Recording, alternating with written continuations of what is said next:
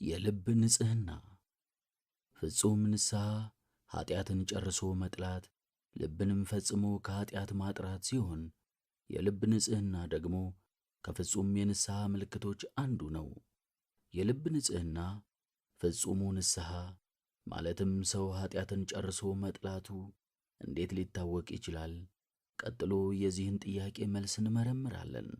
1. ከኃጢአት መንጻት ሀ ሰው አእምሮን በመፈተን የሚያስጨንቁትን ከባድ ኃጢአቶች በመተውና ዳግመኛም ወደ እነርሱ ባለመመለሱ በንስሐ የሚኖር ሊመስለው ይችላል። ለምሳሌ ዳግመኛ ዝሙት አልሰራ፣ አልሰርቅ፣ ወይንም አላታልል ወይንም ደግሞ አልሰክር ይል ይሆናል። በዚህ ደረጃ ያሉትን ኃጢአቶች አልፈጸመ ይሆናል። በዚህ የተነሳ አእምሮው እረፍት ስለሚኖረው ንስሐ የገባ ሊመስለው ይችላል። ለዚህ ምክንያቱ እርሱ ያተኮረባቸው አበይት ኃጢአቶች ጥቃቅኑንና ሊያስተውላቸው ያልቻላቸውን ኃጢአቶች ስለሚሸፍኑበት ነው። ምናልባትም ራሱን ተነሳሂ አድርጎ በሚቆጥርበት ጊዜ በብዙ ሊያስተውላቸው ባልቻላቸው ወይንም ኃጢአቶች ናቸው ብሎ ባላሰባቸው ብዙ ኃጢአቶች ተዘፍቆ ሊሆን ይችላል። ለምሳሌ ስለ ራሱ በመናገር፣ በውዳሴ ከንቱ በመደሰት፣ ራስን በማሞካሸት፣ በራስ ፍላጎት በመጓዝ፣ ለግትርነት በሚያበቁ ሐሳቦች ላይ በመመርኮዙ፣ የተወሰኑ ጸሎቶችን ንቆ በመተውና ለመንፈሳዊ ንባቦች ግድ የለሽ በመሆን ምናልባትም ስድብን ባለመታገስ፣ ሰንበትን ባለማክበር ይህንን ሁሉ በማድረጉ ራሱን አይወቅስም። በዚህ የተነሳ ራሱን ሊወቅስ ከሚችልበት ደረጃ አልደረሰምና ታዲያ ይህንን ሰው በእውነተኛ ንስሐ ውስጥ እየኖረ ነው ማለት እንችላለን? ስለዚህ ይህ ሰው የንስሐ እርምጃውን ማጠናከር አለበት። በናቃቸው ኃጢአቶች ሁሉ ላይ ንስሐ መግባት አለበት። በንስሐ ይኖራል ለማለት የሚቻለውም በእርሱ ሐሳብ ጥቃቅን ከሚመስሉት ጀምሮ ኃጢአትን ሁሉ ሲተውና ከልቦናው ፈጽሞ ያጠፋው እንደሆነ ነው። በዚህ ጊዜም በንስሐ አንድ እርምጃ በመጨመሩ በመንፈሳዊ ብስለት እያደገ ነው ሊባል ይችላል። አእምሮም ምንም ነገር ሳይንቅ ለሁሉም ኃጢአት ትኩረት መስጠት ስለሚጀምር በንስሐ ሕይወት እየኖረ ነው ለማለት ይቻላል። ምናልባትም ሰይጣን ለተወሰነ ጊዜ ከእርሱ በመለየቱ ኃጢአትን ላይሠራ ይችላል። ሰይጣን ለክፉ ሥራው ጠቢብ ነው። መቼ እንዴትና በምን ኃጢአት ሰውን እንደሚጥለው ያውቃልና ሰውየው በራሱ በመተማመን ከኃጢአት መጠንቀቁን እስኪተውና ስለ ሕይወቱ ግድ የለሽ እስከሚሆን በትዕግሥት ይጠብቀዋል። በሕይወቱ በደከመ ጊዜ በቀላሉ ሊጥለው እንደሚችል ስለሚያውቅ ያኔ ይመጣበታል። ይህ ሰይጣን ከሰውየው ገለል ብሎ የቆየበት ጊዜ ኃጢአትን የማሸነፊያ ጊዜ አይደለም፣ ጦርነት የሌለበት ጊዜ ነው። ከመንፈሳዊ ጦርነት የማረፊያ ጊዜ እንጂ የድል ወይንም የንጽሕና ጊዜ አይደለም። ምናልባት በኃጢአት ያልወደቅንበት ጊዜ ቢኖር ከኃጢአት ፈጽመን ስለ ነጻን አይደለም። ነገር ግን በዚያ ጊዜ ሰይጣን ስላልተዋጋን ወይንም ደግሞ ኃጢአት ለመስራት የተመቻቸ ሁኔታ ስለሌለን ነው። ሰይጣን በተወሰነ ጊዜ ላይዋጋን ይችላል። የእኛን እረፍት ሽቶ ሳይሆን እኛን የሚጥልበት ሌላ ወጥመድ እያዘጋጀ ስለሆነ ነው። ምናልባትም ከኃጢአት የነጻንና የተቀደስን እንደሆንን የሚያሳስብ ሰይጣን ወደ እኛ ሊመጣና ንጹሐን መሆናችንን ያለፈው በደል ሁሉ ከእኛ መወገዱን ሊያበስረን ይችላል። በዚህ ጊዜ ምንም እንኳን በሕሊናችን የአሸናፊነት ስሜት ቢሰማን ደካማ መሆናችንንና በሥጋ የምንኖር እስከሆንን ድረስ ልንወድቅ የምንችል እንደሆንን መዘንጋት የለብንም። ስለዚህ ከንጽሕና ደረጃ ደርሻለሁና ዳግመኛ አልወድቅም ማለት የለብንም። ይልቅ ግን እንደ ዳዊት እግዚአብሔር ከእኛ ጋር ባይሆን ሕያዋን ሳለን በዋጡን ነበር ማለት ይገባናል። መዝሙር 123 ቁጥር 2 እስከ 3። የሚጠብቀንን እግዚአብሔርንም ልናመሰግን ይገባል። ሐመርኋ ምናልባትም እግዚአብሔር ከኃጢአት ሸክም እንድናርፍና ነፍሳችንን ተስፋ ከመቁረጥ ሊያድናት አስቦ የእረፍት ጊዜ ሰጥቶን ይሆናል። ያለማቋረጥ በኃጢአት ተዘፍቆ መቆየት ከተስፋ መቁረጥ ሊያደርስ ይችላል። እግዚአብሔር በጸጋው ከልሎ በቸርነቱ ጠብቆ ከኃጢአት ሊያሳርፈን ይችላል። ይህም ንጹሐን ስለሆንን አይደለም። ምናልባት ብዙ ጸሎቶች ስለ እኛ ቅድመ እግዚአብሔር በመድረሳቸው ሰላም አግኝተን ይሆናል። ቅዱሳን ስለ ጸለዩልን ጸሎት ወይንም ወዳጆቻችን ስላቀረቡት ልመና ከኀጢአት ሸክማችን ልናርፍ እንችላለን። ይህም ከንጽሕናችን የተነሣ ለመሆኑን ጠንቅቆ መረዳት ይገባል።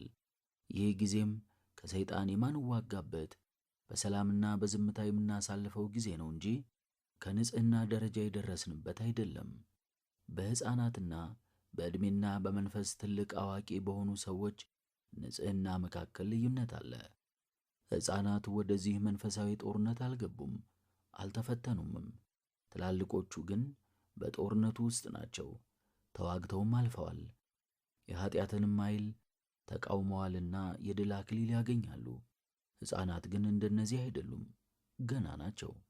ሕፃናት ከማያውቁት ከዚህ ውጊያ በኋላ የሕፃናትን ንጽሕና ገንዘብ ያደረጉ ሰዎች ግን እጅግ የሚደነቁ ናቸው። ይህ የልብ ንጽሕና በቀላሉ የሚደረስበት አይደለም። ከዚህ ደረጃ የሚደርሱት ብዙ ውጊያዎችንና ፈተናዎችን በድል አልፈው ነው። የልብ ንጽሕና እጅግ ከፍተኛ የሆነ የንጽሕና ደረጃ ነው። ስለዚህ አንድ ሰው በተወሰነ ኀጢአት ተፈትኖ ራሱን ከኀጢአት ቢያነጻ ይህ ፍጹም ንጽሕና ነው ለማለት አይቻልም።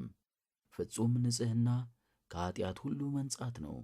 ይህም በማንኛውም ጊዜና መንገድ ከሚመጣ ከማንኛውም ኀጢአት መንጻት ማለት ነው።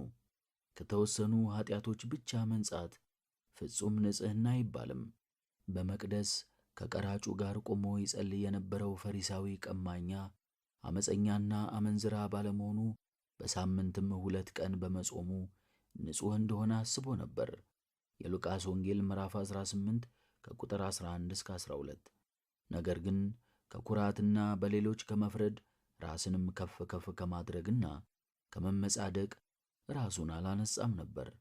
ስለዚህ ከተወሰኑ ኀጢአቶች በነጻን ጊዜ ከንጽሕና የደረስን ሊመስለን አይገባም።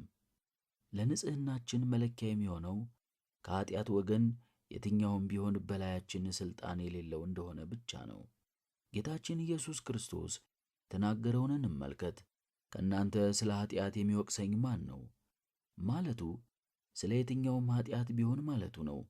ዮሐንስ ወንጌል ምዕራፍ 8 ቁጥር 46። በሌላ ስፍራ ደግሞ የዚህ ዓለም ገዢ ይመጣልና በእኔ ላይም አንዳች አይኖረውም በማለት ፍጹም ንጹሕ የባሕሪ አምላክ መሆኑን ተናግሯል። የዮሐንስ ወንጌል ምዕራፍ 14 ቁጥር 30። እንግዲህ ከሰው ወገን ማን ከዚህ ደረጃ ደርሷል? እውነተኛው ንጽሕና ኀጢአትን ፈጽሞ ከመጥላት ይጀምራል። ይህም ማለት መልካሙንና ክፉን ለመለየት የሚቻልበት የፍጹምነት ደረጃ መጀመሪያ ነው። ዕብራውያን ምዕራፍ 5 ቁጥር 14። ንጽሕና ከልብ የሚመነጭ እንጂ ከውጭ የሚመጣ አፋዊ አይደለም። ውስጡ ያልጸዳ ውጩ ግን አምሮ የታየ ሁሉ ንጹሕ ነው ሊባል አይችልም። የማቴዎስ ወንጌል ምዕራፍ 23 ቁጥር 31። ይህም ንጽሕና ማለት የውጫዊ አካላችን ሳይሆን የልቦናችን ከኀጢአት ንጹሕ መሆን ነው ማለት ነው። በመጽሐፍም በልቡ ሞልቶ ከተረፈው አፍ ይናገራልና በማለት ቀዳሚውና ዋነኛው የልብ ንጽሕና መሆኑ ተነግሯል።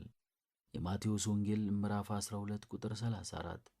ስለዚህ ከውጫዊው ንጽሕና በተጨማሪ ልናተኩርበት የሚገባው የልብ ንጽሕና ነው። መልካሙና ንጹሑ ሥራ የሚመነጨው መልካም ሐሳብ ከሚገኝበት ከንጹሕ ልብ ነው። ይህ ደግሞ ንጹሕ ዓላማና ንጹሕ የአሰራር ዘዴ እስካለ ድረስ ነው። ይህ የልብን ንጽሕናም ወደ ፍጹም ንጽሕና ሳይሆን ከኀጢአት ንጹሕ ወደ መሆን ያደርሳል። ንጽሕናን መፈተን። ሰው ንጹሕ ሊባል የሚችለው እጅግ ከባድ የሆነ የኀጢአት ፈተና ቢደርስበት እንኳን ሳይናወጥ የኀጢአትን ኃይል የተቋቋመ እንደሆነ ነው። በኀጢአት አለመውደቅ ብቻ ሳይሆን በዚህ የኀጢአት ኃይል የማይንገዳገድ ጽኑ የሆነ እንደሆነም ነው። የሰው የልብ ንጽሕናም የሚፈተነው በከባድና በአስፈሪ የኀጢአት ጦርነት ነው። ሰይጣን ታላላቆችን እንኳን ሳይቀር የሚያዋርድ ስለሆነ እኔ ጠንካራ ነኝ ከማለት ይልቅ ደካማነትን ማወቅና እኔም ንጹሕ አይደለሁም ማለት ይገባል። ምሳሌ ምዕራፍ 7 ቁጥር 26። ከባዱ ውጊያ ሰውን ያለ እረፍትና ያለ ፋታ ይፈትነዋል። አንዴ በመራራው ውጊያ ሊያሸንፍ ይችላል። ውጊያው እየቀጠለ በሄደ ቁጥር እየደከመ ሄዶ ከመሸነፍና ከመውደቅ ሊደርስ ይችላል። ለምሳሌ እንደ ሶምሶን መሳፍንት ምዕራፍ 16 ቁጥር 16 እና 17። ይህ ከባድ ጦርነት መልኩን እየለዋወጠ ሰውን ሊፈትን ይችላል። የሰውየውን ደካማ ጎን በማጥናትና የውጊያ ስልቱን በመቀየር ሊረታውም ይችላል። ታዲያ ንጹሕ ልብ አለው የሚባለው እንዴት ያለ ሰው ነው? ሰው ንጹሕ ልብ አለው የሚባለው በሐሳብ፣ በስሜት፣ በመናገር፣ በአካል እንዲሁም በማድረግ ከሚሰሩ ኃጢአቶች ሁሉ ልቦናውን ያነጻ እንደሆነ ነው። ንጹሕ የሚባለው እግዚአብሔር በሰጠው ጸጋ ታግዞ እነዚህን ሁሉ ኃጢአቶች ተዋግቶ ያሸነፈ ሰው ነው። ይህ ንጽሕና የመጨረሻው የንስሐ ጉዞ ምዕራፍ ነው። ከእግዚአብሔር ጋር ለመተያየት የሚያበቃ ጸጋ ይገኝበታልና መድኃኒታችን ልበ ንጹሐን ብፁዓን ናቸው እግዚአብሔርን ያዩታልና በማለት እንዳስተማረ የማቴዎስ ወንጌል ምዕራፍ 5 ቁጥር 8። ከኃጢአት ሐሳብና ሕልም መንጻት። ከኃጢአት ከመንጻት በተጨማሪ ከሐሳብና ከግምት ከመላምትም መንጻት ይገባል። አንድ ቅዱስ የአንተነትህን እውነተኛ ገጽታ የሚገልጠው ውጫዊው ሥራ ብቻ ሳይሆን የምታስበው ሐሳብና የሚኖርህ መላምታዊ ወይንም ግምታዊ አስተያየትም ጭምር ነው ብሏል። የተለያዩ ሦስት ሰዎች በጨለማ ውስጥ ያዩትን ሰው ሌባ ነው፣ ወንበዴ ነው፣ ማንም ሳያየው ለመጸለይ የመጣ ክርስቲያን ነው ቢሉት የሦስቱም ሐሳብና መላምት ከልባቸው የመነጨ ነው። ጌታችንም መልካም ሰው ከልቡ መልካም መዝገብ መልካምን ያወጣል፣ ክፉም ሰው ከልቡ ክፉ መዝገብ ክፉን ያወጣል በማለት ልብ የመልካምም የክፉም ሐሳብና ግምት ምንጩ መሆኑን ተናግሯል። የሉቃስ ወንጌል ምዕራፍ 6 ቁጥር 45። ስለዚህ ሐሳባችን ክፉ ከሆነ ልባችን ገና አልነጻም። ልቡ ንጹሕ የሆነ ሰው ምንጊዜም ቢሆን የሚያስበው መልካም ነገርን ነውና ሰዎች ስለሰሩት ክፉ ሥራም ክፉ አያስብም። በንጹሕ ልቡ ይቅርታ ያደርግላቸዋል እንጂ ክፉ ሐሳብንም አይቀበልም። ሰዎች ስለ ንጽሕናቸው የሚጨነቁ ስለ ሐሳባቸው ንጽሕና የሚጠነቀቁ ሊሆኑ ይችላሉ። ነገር ግን በሕልማቸው ኃጢአት ሊሰሩ ወይንም የቀደመ ኃጢአታቸውን ያስታውሱ ይሆናል። እነዚህ ሰዎች የቀደመ ኃጢአታቸውን ማስታወስና ማሰብ የለባቸውም። ከዚያ ሐሳብ መንጻት አለባቸው። ኃጢአትን ከማለም ነፃ የሚሆኑበት የተወሰነ ጊዜም ያስፈልጋቸዋል። ይህ ጊዜም የቀድሞው የኃጢአት ትዝታ ከሕሊናቸው እንዲጠፋ ይደረግላቸዋል። በዚህ ምትክም አእምሮአቸው ንጹሕና ለንስሐ ሕይወት የሚስማማውን ሐሳብ እንዲመዘግብ ይሆናል። ያኔ የሚያልመው ነገርም ንጹሕ ይሆናል። ከማያስፈልጉ ነገሮች መንጻት። ከማያስፈልጉ ነገሮች መንጻት ማለት ከሚያልፉና ጥቅም ከሌላቸው ነገሮች መንጻት ማለት ነው። እነዚህ የሚያልፉና የማይጠቅሙ ነገሮች ወይ የሚሰሩ ወይ የሚነበቡ፣ የሚታዩ፣ የሚደመጡ ወዘተ ሊሆኑ ይችላሉ። እነዚህ ኃጢአትም ጽድቅም አይደሉም።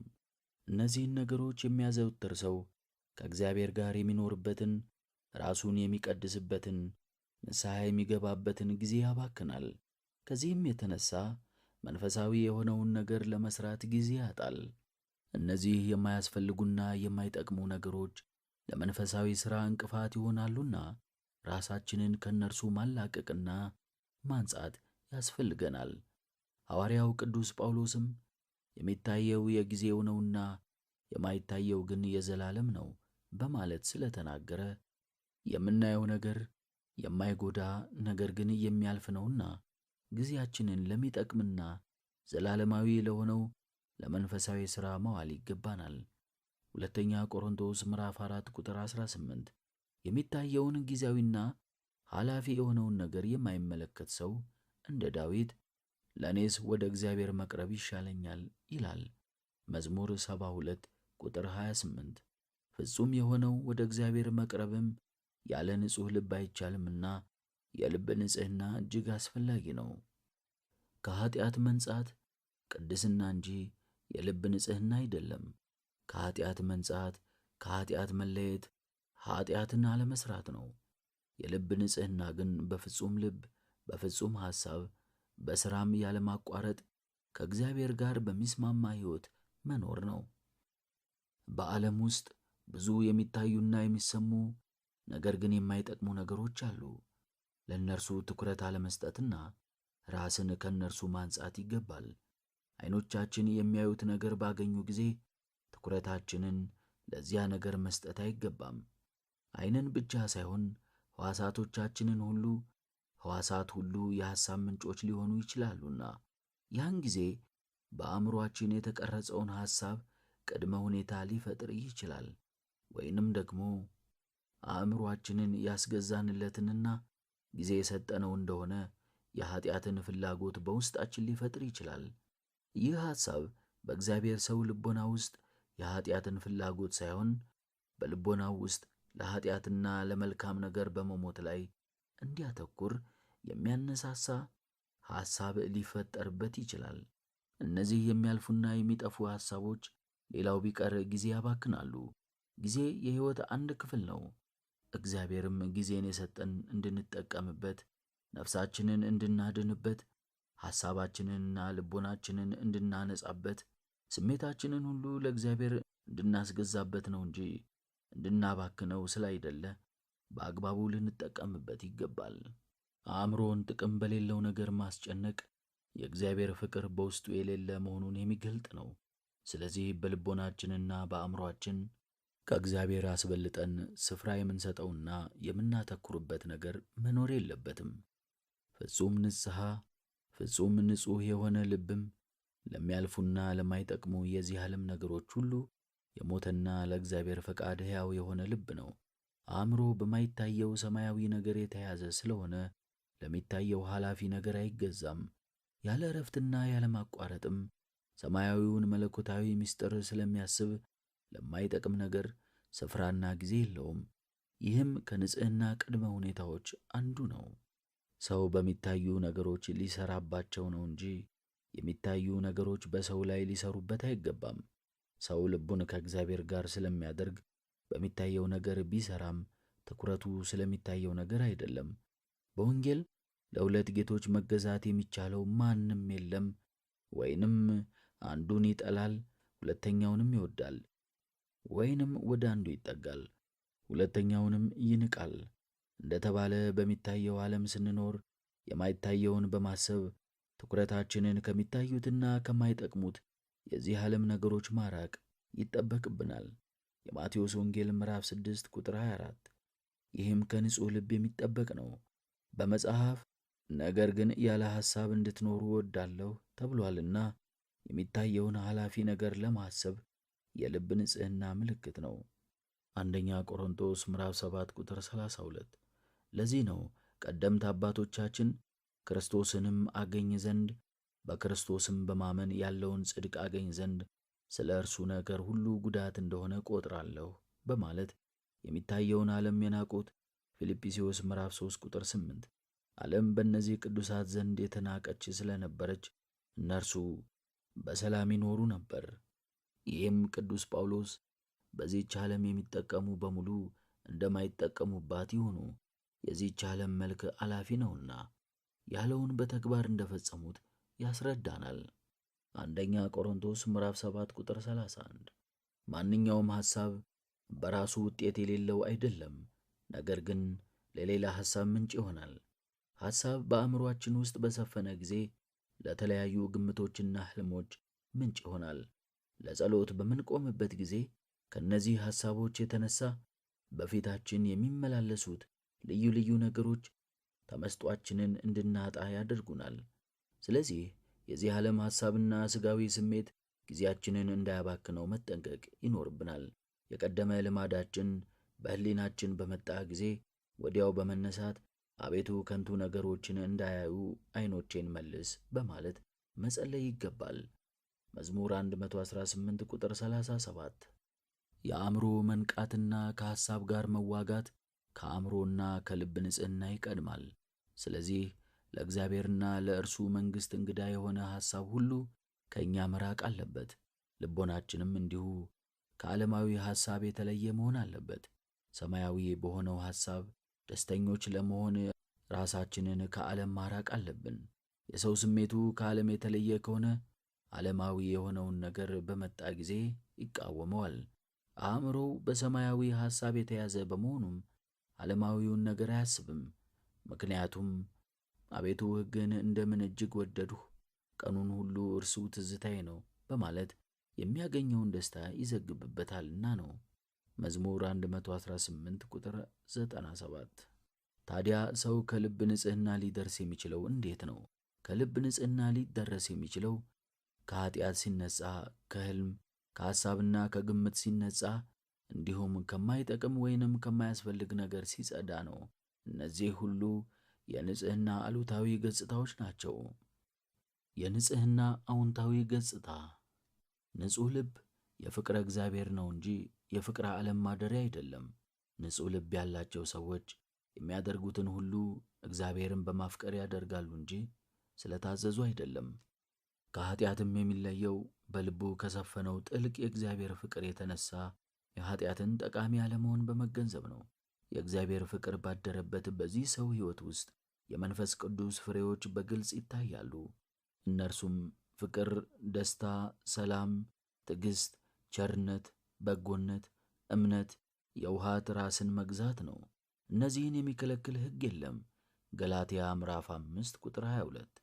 እነዚህ ፍሬዎችም ይህ ሰው በሕግና በትእዛዛት ከመመራት አልፎ ስለ ፍቅር ብሎ ከኃጢአት መለየትንና መልካም መስራትን ገንዘብ ከማድረግ ደረጃ ላይ መድረሱን ያመለክታሉ። ከፈጣሪው ከእግዚአብሔር ጋርም ያለው ግንኙነት ወደ ፍጹም ፍቅር ደረጃ ማደርጉን ያሳያሉ። የሚሠራው መልካም ተግባር ሁሉ በልቡ ከሰፈነው ታላቅ ፍቅር እግዚአብሔር የሚመነጭ ነው። ፍቅር የመንፈስ ፍሬና የልብ ንጽሕና ምልክት ነው። ከፍቅር በተጨማሪ ደግሞ ሌሎች የመንፈስ ፍሬዎችም አሉ። እኛም ደግሞ ምናልባት ወደ ንጽሕና ሕይወት የሚያደርሰን ሁሉንም የመንፈስ ፍሬዎች ማፍራት ነውን እንል ይሆናል። መልሱ አዎን ነው። ምክንያቱም በመጽሐፍ ለንስሐ የሚገባ ፍሬን አድርጉ ተብሏል። እንዲሁም ደግሞ ፍሬ የማያፈራውን በእኔ ያለውን ቅርንጫፍ ሁሉ ያስወግደዋል፣ ፍሬ የሚያፈራውንም ሁሉ አብዝቶ እንዲያፈራ ያጠራዋል ብሎ ተነግሯል። የሉቃስ ወንጌል ምዕራፍ 3 ቁጥር 8፣ የዮሐንስ ወንጌል ምዕራፍ 15 ቁጥር 2። ስለዚህ ከዚህ የመንፈስ ቅዱስ ፍሬ ለመድረስ ልንተጋ ያስፈልጋል። ከዚህ ንጽሕና በኋላ ለዘላለሙ የሚሰጠን ንጽሕና አለ። እርሱም ኃጢአትን ከማወቅ ንጹሕ የሆነ ልብ ነው። ልብን ኃጢአትን ከማወቅ ማንጻት። የልብ ንጽሕና በሁለት ሊከፈል ይችላል። አንዱ በዚህ ምድር ላይ እያለን የምናገኘው የልብ ንጽሕና ሲሆን፣ ሁለተኛው ወገን ግን በዚህ ምድር ላይ ያለውን ሕይወት ፈጽመን ለዘላለሙ ልናልፍ የሚሰጠን የልብ ንጽሕና ነው። ይህንን ዘላለማዊ የልብ ንጽሕና ለማግኘትም መናፈቅና በትጋት መጸለይም ይኖርብናል። ክፉንና መልካሙን ከምታሳውቀው ዛፍ በበላን ጊዜ የቀደመ ንጽሕናችንን አጣን። ቀድሞ መልካሙን ብቻ የምናውቅ የነበርነው፣ በኋላ ግን ክፉንና መልካሙን ኃጢአትንና ጽድቅን አወቅን። ክፉ የሆነ ኃጢአትን አለማወቅ በዚህ ምድር ላይ ሳሉ ሊደረስበት የማይችል የንጽሕና ደረጃ ነው። የበላነውን ፍሬ የተፋን እንደሆነ ግን ለዘላለም ሊሰጠን ይችላል። ያን ጊዜም ልንደርስበት እንችላለን። ኃጢአትን ከማናውቅበት ደረጃ ስንደርስ ከመልካም አገር በቀር ምንም ክፉ ነገር የማናውቅ ፍጹማን እንሆናለን። ከበለስ ፍሬ ከመብላታቸው በፊት ለአዳምና ሔዋን የነበራቸውን ንጽሕና ገንዘብ እናደርጋለን። እንግዲህ ኃጢአትን ከማወቅ መንጻት በዚህ ምድር ላይ የማይቻል ከሆነ ምን ልናደርግ ይገባናል? ልናደርግ የሚገባን በምድር ሳለን በንጽሕና መንፈሳዊን ሕይወት በመኖር እግዚአብሔር ዘላለማዊን የልብ ንጽሕና እንዲሰጠን መለመን ነው።